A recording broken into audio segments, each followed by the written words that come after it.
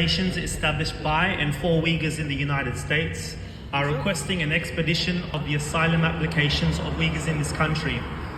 We are making this request in accordance with the official document of Affirmative Asylum Procedures Manual.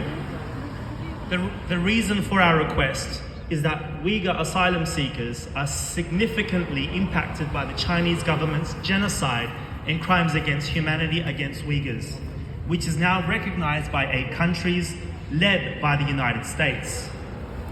Living in the US, Uyghur asylum seekers have received the blessings of freedom and are granted a work permit. We are grateful to the US government and all Americans for this. Uyghur asylum applicants, however, have been waiting for a decision on their application for several years, some for 3 years and some for more than 10 years. Their everyday lives have been complicated by the fact that they do not have legal status in the United States. Their employment and their children's education have suffered as a result.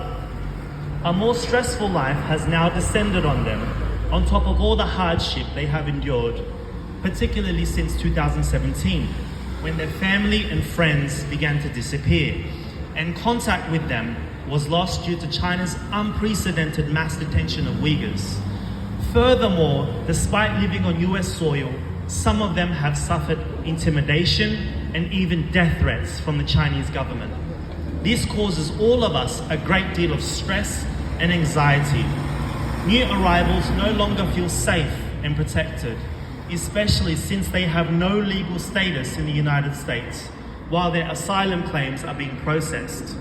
Given that US government policy recognizes the genocide being perpetrated against Uyghurs, we urge the Department of Homeland and Security to take action to relieve the impact on genocide survivors and family members of survivors and victims by expediting the Uyghurs' asylum applications.